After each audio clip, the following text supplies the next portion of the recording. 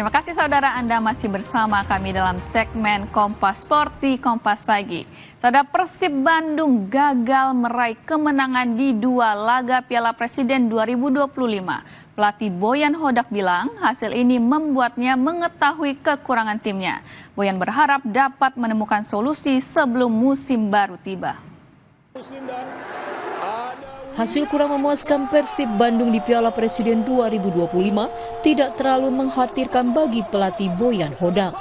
Apalagi Maung Bandung tidak memiliki target tinggi di turnamen pramusim ini.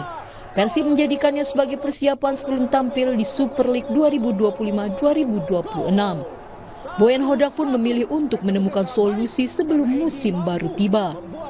Like Devanga show that is a good, let's say, good signing. Young players, Zul and Nazrel also showing that they have potential. Good thing is that Dedi and Rizaldi coming back after injury. February is already okay. Dimas need a little bit more time. Then we have also 2 young players in under 23. So when everybody come back, I believe the squad will be good again. Meski hasil akhir tidak sesuai harapan, Boyan Hodak tetap apresiasi penampilan anak asuhnya. Tim Liputan Kompas TV, Kabupaten Bandung, Jawa Barat. Saudara, usai ditahan imbang, Persib Bandung di penyisihan Grup B Piala Presiden 2025, Dewa United kembali menjalani latihan di Stadion Sidolik Bandung. Menghadapi Port FC, Egy Maulana Fikri dan kolega akan bermain maksimal. Dewa United menjalani latihan di Stadion Sidolik Bandung yang diikuti seluruh pemain jelang hadapi klub Thailand Port FC pada lanjutan Grup B Piala Presiden 2025. Pemain Dewa United Egy Maulana Fikri bilang turnamen pramusim ini sebagai ajang persiapan sebelum Super League dan kompetisi di Asia. Ya menurut saya pastinya persaingan akan semakin seru, tapi kembali lagi ini pre-season, ini ajang uji coba untuk persiapan tim untuk target besarnya itu di Liga dan di Asia nanti. Jadi semua pemain akan menampilkan terbaik, kita juga akan mengikuti taktikal pelatih. Apapun hasilnya, ini adalah suatu pembelajaran yang sangat bagus untuk kita bermain di Liga dan Asia nanti. Laga Dewa United melawan Port FC akan digelar di Stadion Sijalak Harupat, Kabupaten Bandung 10 Juli. Laga ini menjadi penentuan bagi Banten Warriors lolos ke final Piala Presiden 2025. Ahmad Fadila, Kompas TV, Bandung, Jawa Barat.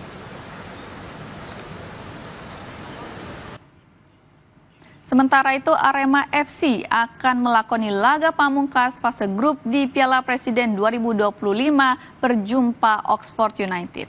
Pelatih Marco Santos optimis dapat meraih 3 poin. Arema FC akan jumpa Oxford United di Stadion Sijalak Harupat, Kabupaten Bandung, Jawa Barat 10 Juli. Singo Edan akui tidak mudah mengalahkan tim asal Inggris itu. Apalagi Ole Romeni dan kawan-kawan tampil dominan di pertandingan pertama dengan menang atas Indonesia All Star 6-3. Meski kualitas tim berbeda, pelatih Arema FC Marco Santos tetap optimistis. Anak asuhnya bisa membuat kejutan dengan mengalahkan Oxford United.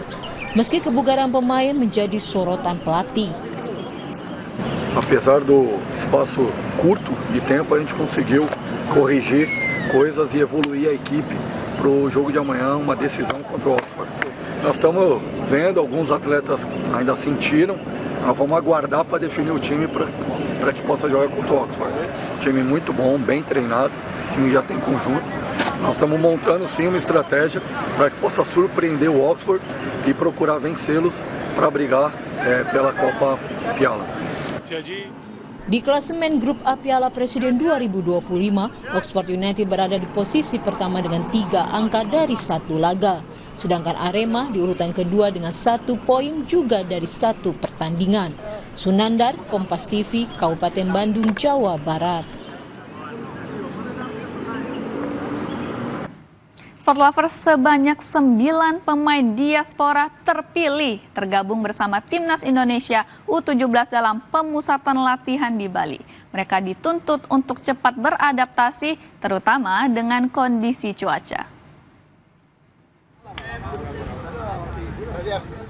Dari 32 pemain yang mengikuti pemusatan latihan Timnas U17, ada 9 pemain diaspora yang memenuhi panggilan pelatih Nova Arianto.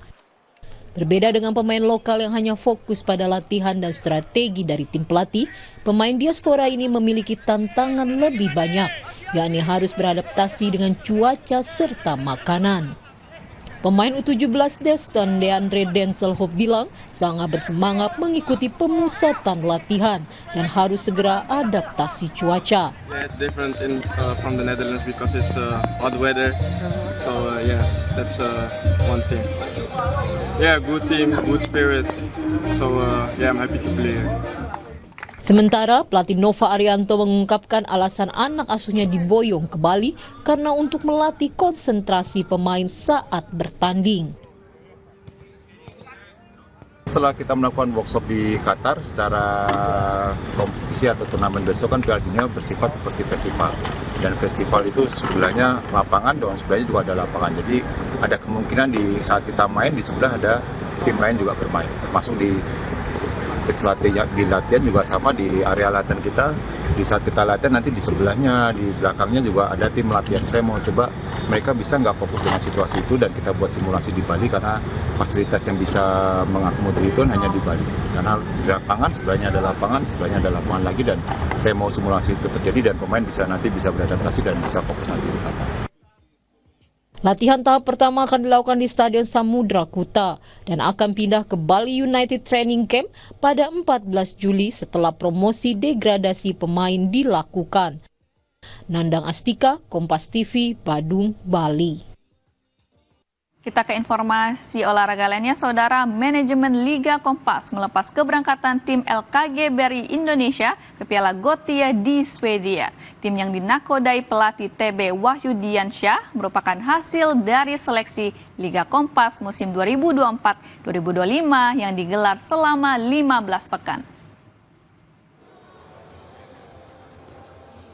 Harian Kompas bekerja sama dengan PT Bank BRI Tbk menggelar acara The Delegate untuk melepas keberangkatan tim LKG BRI Indonesia ke Piala Gothia di Gothenburg, Swedia, 13 hingga 20 Juli 2025. 18 pemain terbaik LKG BRI yang dinakodai pelatih TB Wahyudiansyah ini akan bertolak ke Swedia pada Jumat 11 Juli 2025. 18 pemain terpilih merupakan hasil seleksi Liga Kompas musim 2024-2025 yang digelar selama 15 pekan. Tim yang akan berlaga pada kategori Boys U15 ini juga akan menjalani latih tanding dan menjalani pemusatan latihan di Bromelia Resort Puncak demi aklimatisasi cuaca dingin. Tim LKG BRI Indonesia diharapkan dapat tampil maksimal demi target menembus juara pada Piala Gothia 2025. Dan semoga adik-adik bisa sukses nanti di Swedia mengharumkan nama bangsa. Mereka udah dipersiapkan dengan baik dari mulai TC dan pemilihannya juga mereka, saya tadi dengar nggak ada pemain titipan. Ya, pemainnya memang benar-benar hasil seleksi dari kompetisi. Kita sudah tidak ada ragu lagi, jadi kita sudah siap dengan apa yang kita telah siapkan dengan tim dan para support-support, jadi kita tidak akan ada kata takut dalam pertandingan. Pada edisi 2013, tim Liga Kompas pernah menyambat gelar runner-up.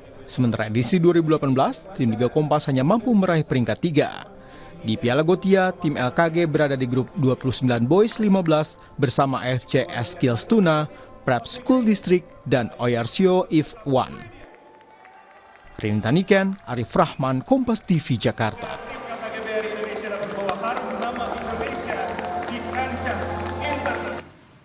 Federasi Gimnastik Indonesia menggelar edisi keempat Indonesia Open Gymnastics 2025 di Jakarta.